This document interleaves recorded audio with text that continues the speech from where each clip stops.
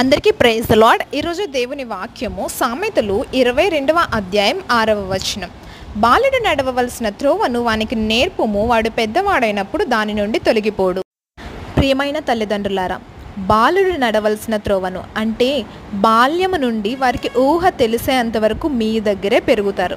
అంటే మీరు చేసే ప్రతి పనిని వాళ్ళు చూస్తూ పెరుగుతారు, మీరు ఆడే ప్రతి మాటను వాళ్ళు వింటూ పెరుగుతారు. కాబట్టి మీ మాట, మీ చేష్ట ఎలా ఉందో ఒకసారి అబ్జర్వ్ చేసుకోండి. మీరు చేసే పని మంచి అయినను చెడు అయినను అది మీ పిల్లలపైన బలంగా ప్రభావం చూపిస్తుంది.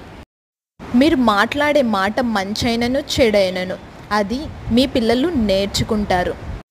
కాబట్టి దీనిని గమనిస్తూ మీరు చేసే క్రియలు, మీరు మాట్లాడే మాటలు ఏమై ఉన్నాయో చూడండి. వాక్యం ద్వారా మీ బిడ్డలని పెంచండి.